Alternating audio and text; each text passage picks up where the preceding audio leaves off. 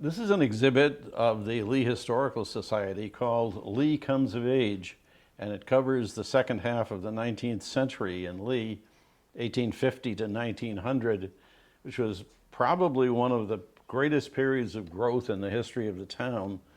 It's when Lee really became a real industrial center. Prior to that, it had a promising paper industry, but lots of things happened between 1850 and 1900 that made this much more of a prosperous and much more of a modern town. Starting, not coincidentally perhaps, with January 25th, 1850, which was perhaps the most important day in the history of Lee, because it was the day that the railroad arrived, the first revenue train of the railroad, which was then known as the Stockbridge and Pittsfield, because everything else hinges off of the railroad.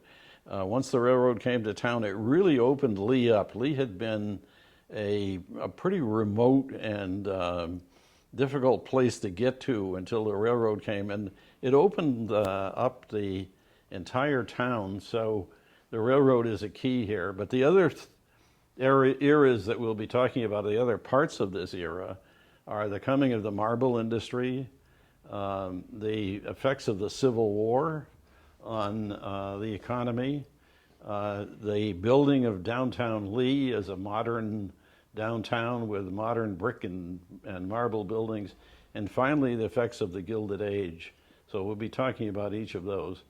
And we want to thank you, Joe, for coming today for CTSB and recording this little walkthrough that we're doing. And we want to thank the Board of Directors of the Lee Library for allowing us to use this space again. This is the fourth major exhibit that we've had here, and we really appreciate the ability to use this. And thank everyone who contributed, especially our own Board of Directors who contributed to and supported this exhibit. Coming of the railroad was such a big event. The town of Stockbridge planned for 5,000 people to come out on a frigid winter day to celebrate. And there were celebrations in Lee and in Lennoxdale also as the railroad cut through. The Housatonic Railroad, which would soon gain control of the Stockbridge and Pittsfield, actually the Housatonic had been in existence since 1838 in Connecticut and in southern Berkshire County, but it cut through and came through Lee in 1850, exactly in 1850. As you can see from some of the photos up here, this is a woodcut of an early train on the Housatonic Railroad. And if you look very carefully there, you would discover that that's a wood-burning engine. So that's how early that was, back right around the middle of the 19th century. And the engine on the lower right is a coal burner. They begin using coal. We also have a stock certificate from the original Housatonic Railroad, and we have a timetable for the year 1852. Now, if you wanted, if you can imagine how Lee was connected this way, the only way to get out of Lee as a passenger, if you wanted to ride before the railroad came along, was on stagecoaches. And it was a miserable ride. It was very slow, very rough, and very difficult. But the railroad just opened everything up. It opened Lee to the world and the world to Lee. And you can see here a map showing the connections. You could go north and hook on to what was the Boston and Albany, eventually it would become the Boston and Albany Railroad. And you could go west to Chicago from Pittsfield, or you could go east to Boston and all points in between. Or you could continue south from Lee, and at a certain point you could catch on to the Connecticut Central Railroad, which is in blue on there at Canaan. Or you could go south to Danbury and hook on to the New Haven Railroad there, or continue all the way to Bridgeport and take the shoreline route, which went all the way into New York City. Travel to New York City became almost common for people from Lee, people who had lived in much isolation before the railroads came. It just changed everything. It also changed the way people lived. And you can see from these ads up here, all of the kinds of goods that began to come in. Suddenly, Lee's Main Street really blossomed, and many of these items that had been so hard to get before 1850 started to come in and flooded the market in Lee, actually.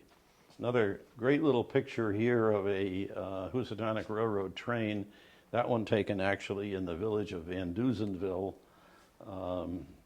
and I'm not sure of the year, but in Van Duzenville.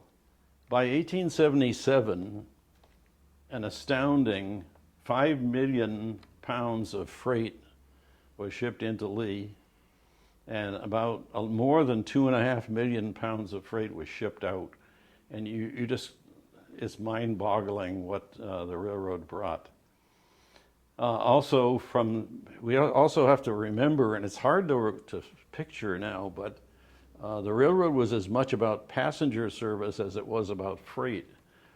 And in the month of May alone, in 1877, the Lee Railroad Station sold 965 tickets for people leaving Lee.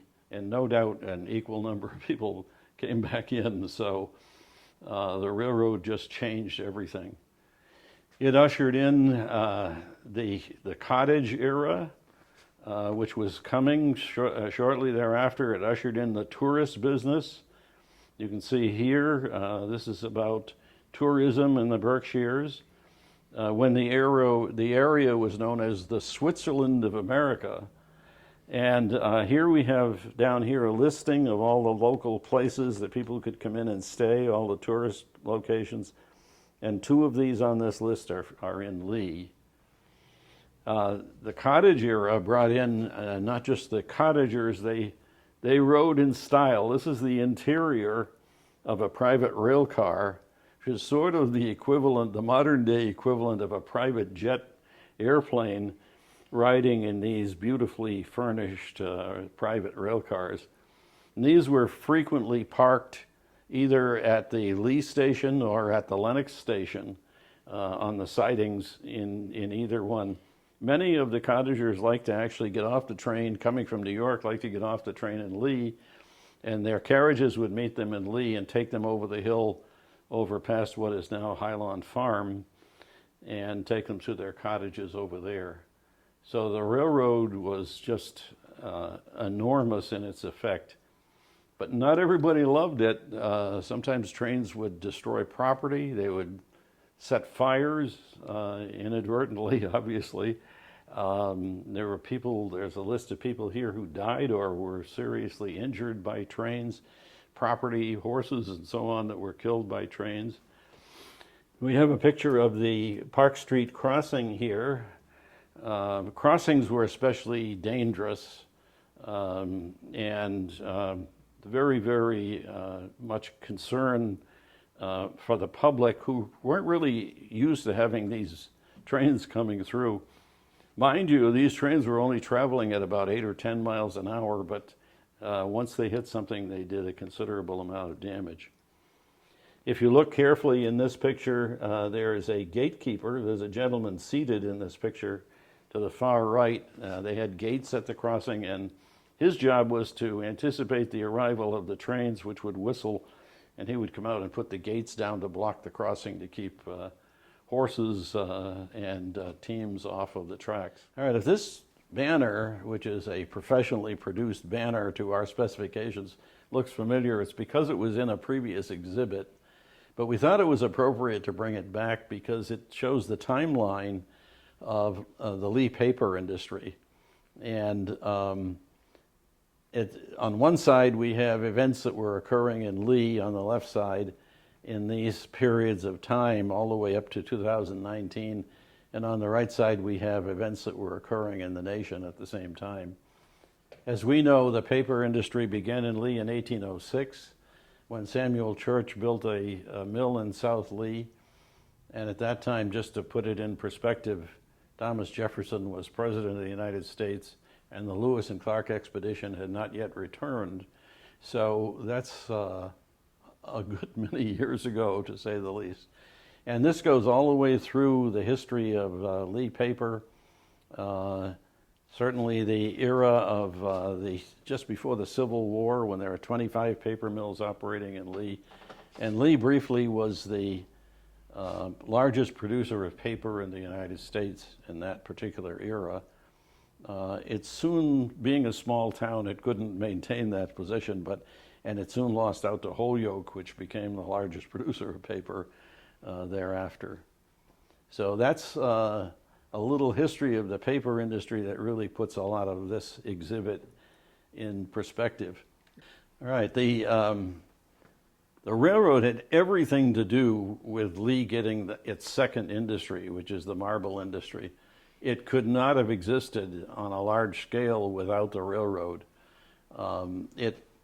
So it comes immediately after the establishment of the railroad. The railroad, 1850, the marble quarry, large-scale marble quarry in Lee, 1852, under Charles Huebner. Huebner was from the Philadelphia area. He was a marble dealer, and he knew that the confluence of the railroad, a reliable, workable railroad line, with deposits of high-quality marble meant profits and meant a lot of money. And everybody knows the funny story about Huebner coming in and buying up land, and people thought that he was going to farm the land, and they were laughing at him because he was buying all this land with rocks sticking out of it. Well, it turned out that they had been sitting on a fortune, and they didn't even know it, that the marble industry would turn out to be extremely profitable, much more profitable than farming, I might add. And here we have pictures of the marble industry in Lee. This is in the down near the largest pit that we all know of here in Lee, and some smaller pictures of marble. Huebner could have gone many other places. Here's 30 other places that he conceivably could have gone. Kent Falls in Connecticut, if you're familiar with that area, everything behind the falls there is marble. And you can see it in this picture. And this is an early marble quarry in New Milford, Connecticut. Just about everything along the Housatonic Railroad coming up from Connecticut was marble deposits. So he might have gone any number of other places, but fortunately for us, he came to Lee, and he helped to make Lee a very, very successful town in its era, an industrial town, of course. But again, we have just things changing exponentially in Lee. Here's an ad for modern dentistry. This is an ice cream salon and all these foods that were available only because of the railroad, because most of these fish dishes that were here, most of these fish came from New London, Connecticut by railroad. They came down the shoreline onto the Housatonic Railroad. The marble, when it was shipped out, was sent on barges from Bridgeport, and they could send them almost anywhere especially in the eastern United States, but some of it even ended up on the West Coast. So it was fortuitous for Lee that industry arrived, and it only arrived because of the railroad. Okay, the marble industry was certainly key to the growth of Lee, but we already had the paper industry, and we had some forward-thinking people who knew that the railroads were coming, and they had moved toward mass production of marble even before the railroad arrived. This is the Columbia Mill up here in a very nice photograph. And this photograph, I think, which is very interesting, shows people gathering behind the South Lee Railroad Station.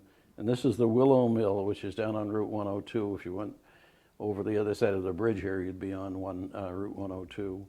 Here's an early Fordriner machine, which is a large, one of those gigantic paper-making machines. And those began to come into Lee in the 1840s, brought in by Elizur Smith in particular, in the Smith paper. At the same time, a sign of how much Lee was growing and how it had become such a a prosperous town. The town got its own newspaper, and it was called the Valley Gleaner. And this gentleman, Josiah A. Royce, was the first editor and the founder of the Valley Gleaner with his partner, who was Charles French. And we have some of the headlines from the Valley Gleaner here, which we ripped from the pages. This is Lee's surrender in the Civil War. This is the death of Abraham Lincoln. And this is the Chicago fire.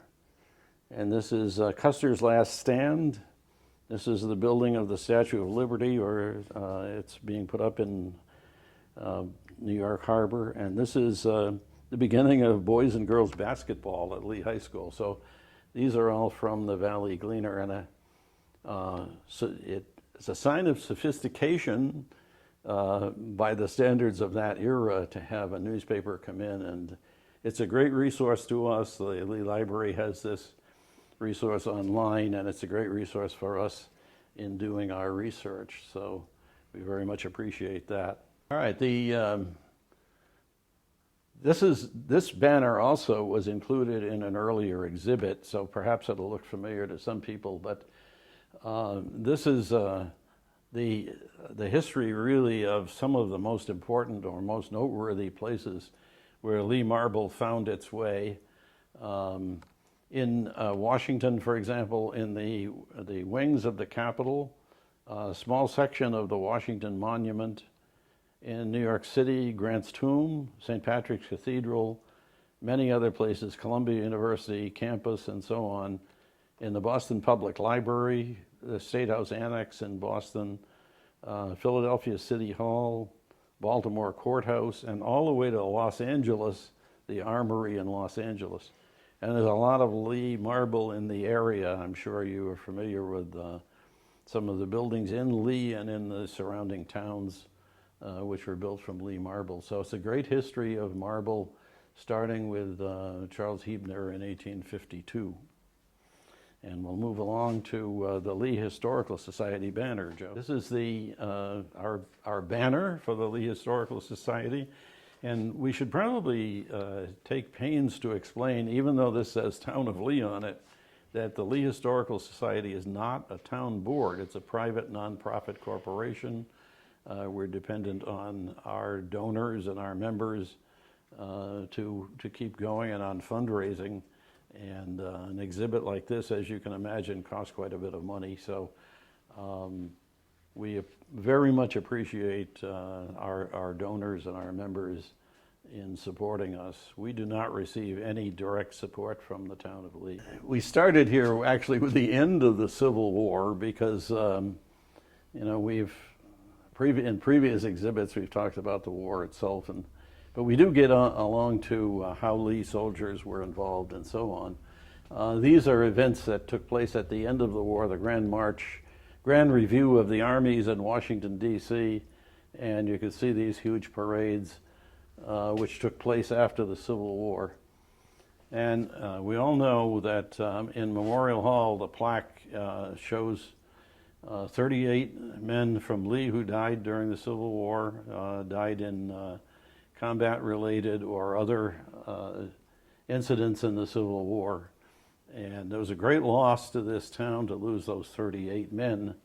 But of course, what we found out after the war was that the war itself produced an era of invention and development, industry developing, and a boom in the national economy. So even though we were grieving the loss of so many people here from Lee, we also enjoyed the benefits of the booming national economy. There were, of course, previously other villages in Lee. The East Lee village is depicted here. It was probably the downtown, what we know as downtown now, had become the central part of the town. And East Lee, possibly because it was very prone to flooding, was sort of left behind. And it's still there, of course. We have an East Lee village, which is very much a part of the town. And South Lee has much more of the look of an early 19th century village, and it still does. I'm sure historians came through there now, they would be saying that it looks like an old early 19th century village. Now this panel deals with where Lee soldiers served, and I believe there are 11 units on here that Lee soldiers served in, sometimes in large numbers. The 37th Massachusetts, for example, had 26 men from Lee. They were involved in battles at Fredericksburg, Gettysburg, in the putting down the New York City draft riots in the Civil War, the siege of Petersburg, and this is some pretty heavy action that these guys were involved in, including 26 from Lee. 1,324 men served in this unit, 261 died. So the loss was great, certainly. And we have other units here, including the 54th Massachusetts, which has been much talked about. That was the unit of Afro-American soldiers that were recruited to demonstrate their ability at soldiering. And they demonstrated it well. 5 men from Lee served in the 54th Massachusetts, and 3 of them died and are on the plaque at inside Memorial Hall. And these are other units, the 2nd Massachusetts, 31st, 27th, which had 29 men from Lee, and other units that Lee soldiers served in. And we'll move along to the second part of this exhibit. We live in this connected world where we've got everything instantly at our fingertips, people walking around with their little devices and their computers and so on, and of course the connection that came through radio and television, none of that existed in this era, in the Civil War era. So people had to kind of amuse themselves, and we thought it would be interesting to show some of the ways in which people amuse themselves, and we described some of the events here. For example, on the blue card there, the Episcopal Society hosted a fair in 1866, but this was no small event. It lasted over 4 evenings at Northrop Hall, and it included a fish pond, a fortune teller, old lady in her shoe, refreshment room, a curiosity shop, a post office, and a flower stand, and a fancy table that featured items imported from Italy. And so that's the kind of thing, people created their own entertainment, so to speak, and these events brought out large crowds in the town and much enthusiasm. There's also more about the 4th of July celebrations here. They say Lee boasted the largest and noisiest Independence Day celebration in the Berkshires. Booming cannons awake the sleepy village at 7 a.m., and the Cornet Band of Lee, which was entertained throughout the area, paraded through town playing the big hit song, "Come Where My Love Lies Dreaming." And not everybody really appreciated this revelry, and one gentleman wrote to the newspaper, and he said that he wrote and complained about the morning, what he called gunpowder agony. I guess he's talking about the cannons waking him up at 7 o'clock or something, and scrimmages on Railroad Street where there were a lot of drinking establishments, and there was a pretty rough area there on Railroad Street at the time, apparently, and he's complaining about that. And then he said that he went with some people over some of the roughest roads in the county to, quote, sweat through, unquote, a fish fry at Goose Pond. So not everybody appreciated all that celebration that was going on on Independence Day. But you can see there were occasionally traveling groups that came into the town. There were excursions out of the town. There's an ad for an excursion to Savin Rock, which is in East Haven, Connecticut. And that was no doubt a Housatonic Railroad excursion. Down here you can see Lee holding its own parade. This is a Masonic parade that took place in 1895, and you can see quite an event, a lot of marchers, and a band, at least one of the several bands that were here for that event. And we have, these are all servers who served the meal. They must have had one gigantic meal for this event.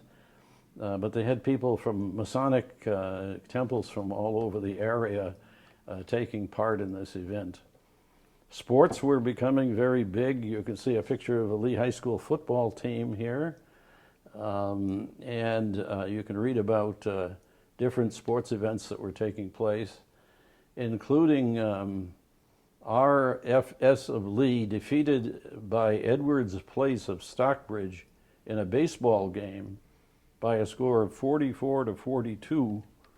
So we can imagine that maybe the pitching wasn't quite as well developed in that era as it might have been. 44 runs for one team, 42 for the other one. So that's the Civil War era, and we can see an era of prosperous prosperity coming in, and people associating more and much more of a town and a village than had been here before. In this era, of course, between 1850 and 1900, most of Lee's downtown was built. And it gave the town, that probably before that era, was mostly wood frame buildings, kind of a frontier look to the town. But suddenly, with the advent of the marble quarry and brick buildings being constructed, you can see the downtown taking shape. If you look at this, which is the east side of Main Street, only one of those buildings is no longer there. And these pictures are from I can't remember exactly, 1890 roughly. And that one building that's no longer there burned. But you can see a much more prosperous look, much more of a modern downtown. Our main business block is still there and much intact from that era. And we have here a listing of the buildings on Main Street and the years in which they were constructed and the styles that they were constructed in. And for the most part, constructed in that 1850 to 1900 era. Also, we know that Lee's downtown is full of marble. One of the most prominent pieces is the Kilbon Fountain, which was recently restored and is in the park in downtown. And also built in this era was the actually third version of the Congregational Church, which was built following an 1856 fire and completed the following year in 1857. And we call that Berkshire Motif #1 because of the large number of people who like to come in and take pictures of that building. So it's quite a noteworthy landmark. By some accounts, the highest wood frame steeple of a church in, well, at least in New England, according to some accounts. Now we deal with the churches in downtown. The library recently had a more extensive exhibit on the churches, but certainly the churches have to be brought into this because Lee was a very godly town. It was a town of many faiths and many faiths. The upper right picture there is St. Mary's Church. There's one little waif there on the sidewalk walking along, kind of an intriguing little picture. There's St. George's Church, which is now Spectrum Playhouse on the left, and the Baptist Church, which no longer stands, on the lower left. And this is what was then the Methodist Church on the lower right. And all of those churches except the Baptist, the buildings are still there. But Lee was a very godly town. These were all prosperous churches that had big memberships. And I believe the Sunday school alone at the Congregational Church had 500 kids in it. Pretty amazing. But it was an era of religion and an era of churches. Then we see signs of progress from the 1850s all around town. We see on the upper right, we see the west side of Main Street with Morgan House, which is the oldest building existing on Main Street. We see a view looking up Main Street from the park. We see the building on the corner, Consolati Insurance Building on the corner of Main and Railroad Streets. And we see well, what would now be Salmon Run Restaurant in the at the corner of Franklin Street here, and the other stores going down Main Street. Lee was not always, it was, as we said here, it's not a godly town, but not always a charitable one. The people who really took a lot of abuse in this era were newcomers, immigrant groups in particular, which didn't fit the mold of some of the past residents. And the AME Zion Church, which was an Afro-American church, which actually was burned in an arson. So, an arson incident. So, as I said, as we say here, Lee was certainly a town of great faith, but we still hadn't learned somehow to treat some of these other people with charity. Right. This is this part of the exhibit deals with how the Gilded Age affected Lee. Now we know that most of the Gilded Age mansions of this era that were built by the super rich, for the most part, were in Lenox. In fact, they were all called Lenox cottages at one time. So they were in Lenox, they were in Stockbridge, even in Tyringham and Great Barrington. But Lee got a little bit of that, okay?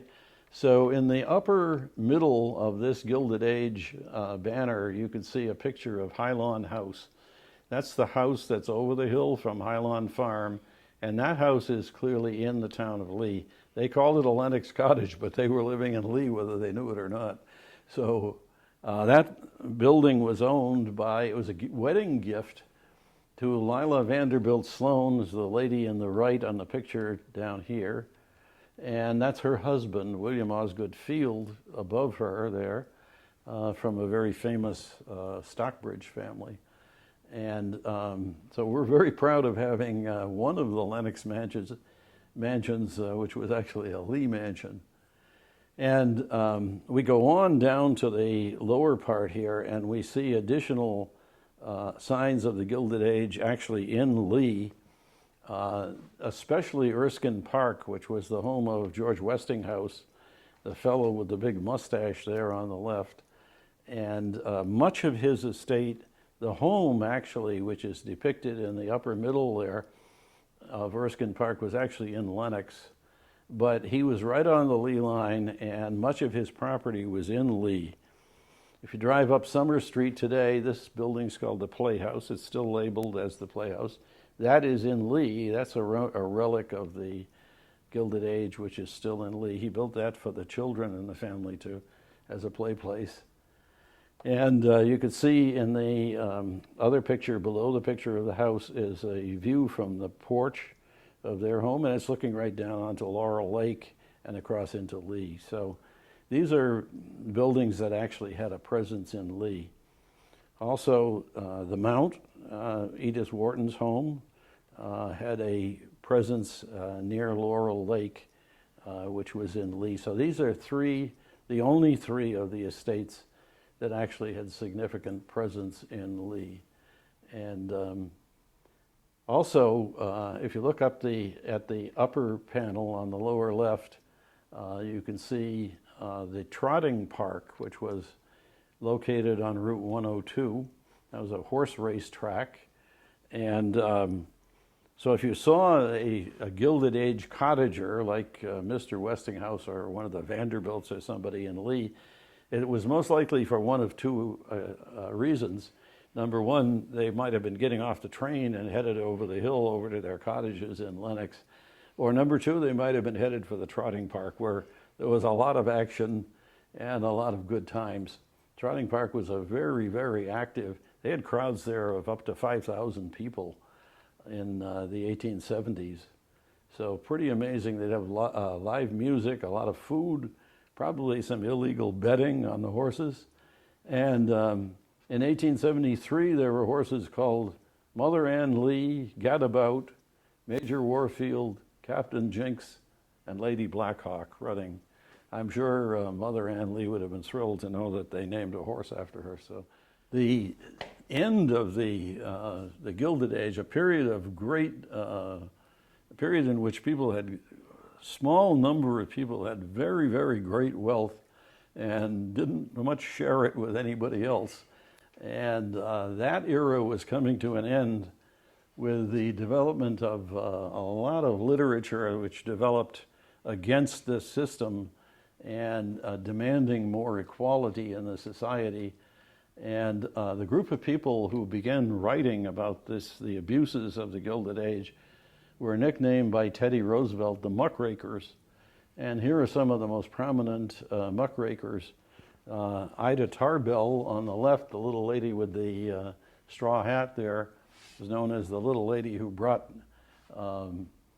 the John D. Rockefeller down by exposing the abuses of the Standard Oil Company.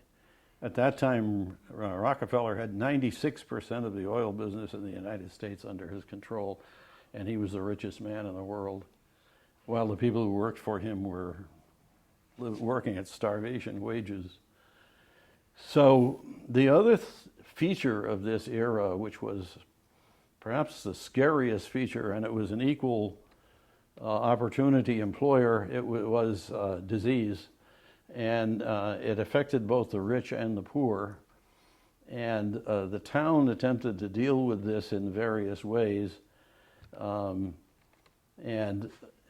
actually had a budget for dealing with people who were seriously ill.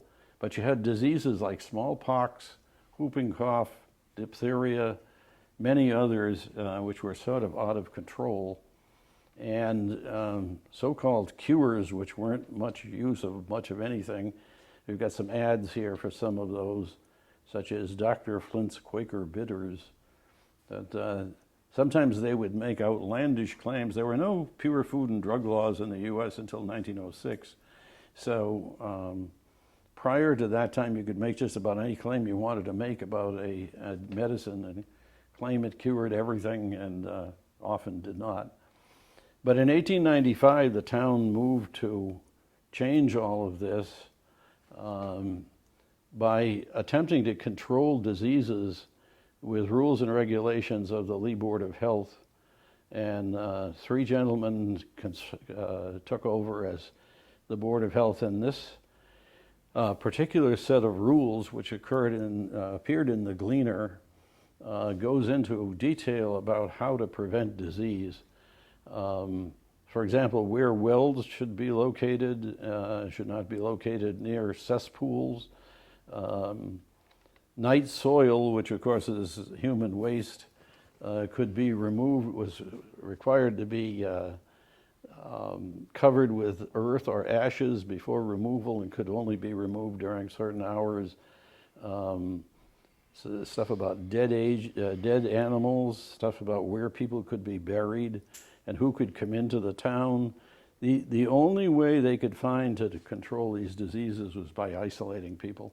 And you can see the signs where people's homes were posted. They were originally posted with flags, red flags or crosses, and then later with signs warning people not to come to these homes because there was serious disease in these homes.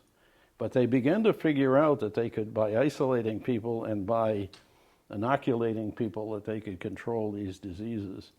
And in this particular directive, the school committee was required to require vaccination for admittance into schools, and every child was required to be vaccinated. So they were attempting to control, and they did a pretty good job of stamping out some of these diseases. This is a gallery section, which includes sampling, smattering of information from all the other sections of the exhibit. These two panels deal with what were called the 12 most influential families in the United States, and at least 7 of those families had direct connections to the Berkshires. So this was a very influential area of the country. This particular study rated the Vanderbilts as the most influential family, and of course the Vanderbilts had many homes in the area, and they were extremely prominent in the area. So they were the number one, considered to be the number one most influential family. At number three, even though he was the richest, John D. Rockefeller was not the most influential. And the reason for that is that John D. and his wife did not take part in social activities. They were strict Baptists who did not drink or dance. So if they had come to the events, there wouldn't have been much for them to do. So yeah, John D. did not have a home in the area, but he did come here often, and he stayed at the Aspenwell Hotel in Lenox. Excuse me. The Astors rated number 4, and they also came to Lenox and took part in activities here. The Astors were fur trading. The money came largely from fur trading, although John Jacob Astor was accused of also being a drug dealer and making his money that way. Andrew Carnegie, number 5. Andrew Carnegie owned Shadowbrook, which was at the time the largest house, for a short time, the largest house in America, which was actually most of it is in Stockbridge, but they called it a Lenox Cottage. And Andrew Carnegie died here in 1919 in that home, and he was the second richest man in the world at the time. The Morgans, the sister of J.P. Morgan, built what's now known as Ventford Hall, and also J.P. Morgan used to come here, but interestingly, when he came, he didn't stay at his sister's home. He stayed with friends, the Laniers, at the Allen Wyndon Cottage. The Roosevelts, we know that the Roosevelts had connections into the area, and so they were rated as the 10th most influential family, even though they didn't have money comparable to the other groups whatsoever, but they had a lot of political influence. The Whitneys, this is William C. Whitney, who established the game preserve on what is now October Mountain State Forest, and they were rated as the 11th most influential family. The Goulds, which we think didn't have any particular connection to the Berkshires. The Mellons, that's a Pennsylvania family that did not have connections here. The DuPonts, a Delaware family, rated as the second most influential family, but no direct connections to the Berkshires. And the Dukes, that's James Duke, the North Carolina Dukes. But you can see that there was a great deal of influence in this area from wealthy families. And all right, so the changing face of Lee, we can see development going on now. About 1858, the telegraph put Lee in connection with the outside world. The telegraph was here along the railroad, and it did come shortly after the building of the railroad in 1858. And soon what you began to see is the telephone arriving. Here's a picture of a switchboard from probably about 1880 in that era. And here along the roads we begin to see telephone and electric light poles going up along our little back roads here in Lee. And the face of the town is changing considerably. One thing that didn't change so much perhaps is Dresser Hull. There's our oldest retail business right up there on the right side, and some of those buildings I think are still there and look very similar. This is an uptown building. This is up at the northern end of Main Street. And here are some other views from around the town.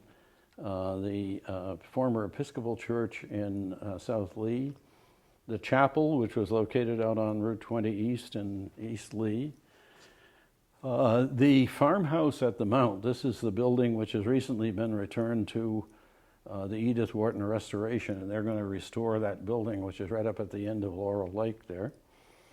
And this is the current railroad station, Sullivan Station. Of course, the overhang that was put there to protect the passengers is long gone, but the building is there.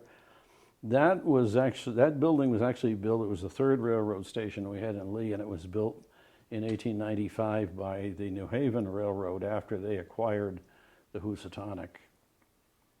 And I'll encourage everybody to come see this exhibit. Everybody who's able to get here and to study this map, which was donated to our organization recently. It's an intriguing map showing homes and who lived in them, businesses, and who operated them, all along the Housatonic River from up around the Columbia Mill on the crook of the river down there and going all the way down past Housatonic Street. So we've got all of downtown Lee, and this map was from, I've forgotten the year, but it's in the 1880s, 1890s, in that era sometime. And you can see downtown is very much formed, very much the way it still is. There have been a lot of streets added, but the core of downtown is right there. And interesting to look at it and see what was here then and what is here now. So an intriguing map to read indeed. We go back to the issue of disease and quack cures, which existed in this era. Obviously, these serious diseases, which have virtually been eliminated completely from society today, but it took a long time to figure out how to do that and to develop the vaccines which put these diseases aside. Fortunately for Lee, we developed a team of doctors in Lee who were very much trusted, and their advice was taken, and it turned out to be very good. And also we had pharmacists in Lee, including Mr. Hebner, another Hebner, who was a druggist and chemist in town. There's one of his ads right there in a frame. And that's, again, someone who was trusted very much in the town, and the town learned how to cope with these diseases quite well. We also have in the middle of the exhibit here some stuff about innovation that was going on in the industries in Lee.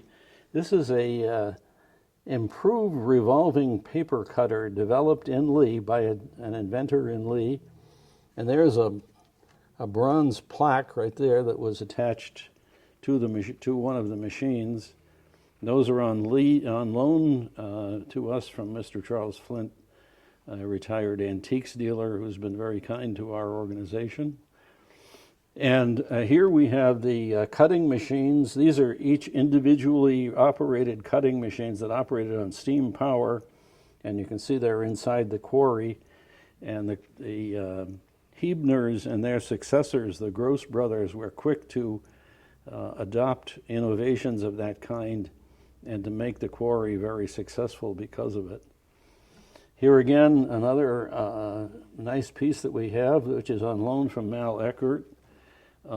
This is a wire repair. You know, paper machines depended very much on wires to move the product along. And they're very thin. As you can see, there are some of the copper wires there that were very thin and frail. And when a wire would break on one of those Fordrinair machines, they would call for the foreman, and the foreman would come down with this little kit that Mal has loaned to us, and he would have to get up on the machine and make repairs on any broken wires. And this particular kit was used by Mal Eckert's father. Mal himself worked in the paper industry for 40 years, and his father had preceded him in the same industry and was a foreman who used this little kit to make the repairs we were referring to. And once again, we have more over here about the railroad and its impact on this era. You can see even excursions being offered by 1851. Remember, this town was very remote. Even 20 years before that, was very, very difficult to get out of this town and to go anywhere. Now all of a sudden you could jump on a train and go on an excursion, go to New York City, go practically anywhere. So then up there on the upper right, we see a certificate from the Lee and Hudson Railroad Company. The Lee and Hudson was a railroad that was partially built as far as West Stockbridge, Mass., and later incorporated into the Boston and Albany Railroad. But it was originally supposed to come all the way through to Lee. The section into Lee never got built. But more stuff in here about the paperwork from the railroad industry, another stock certificate for the Housatonic, and some schedules and so on from the Housatonic Railroad. One of the reasons the railroad was so important was it carried U.S. mail, and that also, of course, opened up correspondence with people all over the country, and the railroad had huge contracts to carry U.S. mail. All right, this case holds, again, some additional items that we were able to find on the 1850 to 1900 era. This is a list of hotels and boarding houses in other parts of the Berkshires. This is a Methodist church, which was an earlier Methodist church prior to the one that still stands in Lee. Lee was a very moral town. There was a great moral town tone to the local newspaper. Here we see letters, items from the newspaper about the evils of betting, the evils of drinking, what they call dram drinking. And so the newspaper is full of that type of thing, moralizing, and very strong moral tone to it. Ads for farms. Farms were going away from Lee. Lee was to become mainly an industrial village. Farming was not that good here. And after the opening of the Erie Canal in 1920, people realized they could go west and find wonderful farmland, very productive. Excuse me. Here's a little bit about city people who came to the Berkshires, and early residents already complaining about the tourists who were coming, and which had started really in Lenox in the early 1830s. And the Gleaner, the editor of the Gleaner, were reminding people that the price paid for farm products in the area had increased dramatically with the arrival of the city people, and they should check their pocketbook and realize that city people were doing them some good. So we have other products that came into Lee largely because of the railroad. The market was flooded with these wonderful products, all these modern. Imagine walking down Main Street with this baby carriage and pushing your child around, and just how much pride you would feel in your prosperity and your position. Another little map of Lee, another picture of Hylon House, which is in Lee. There's the Kelly, what is now the Kelly Funeral Home, was the Wellington Smith House on the upper right there. And a little bit of artisan work there in the upper right, which is the a ceramic vase, which was dedicated to a local woman who was very prominent.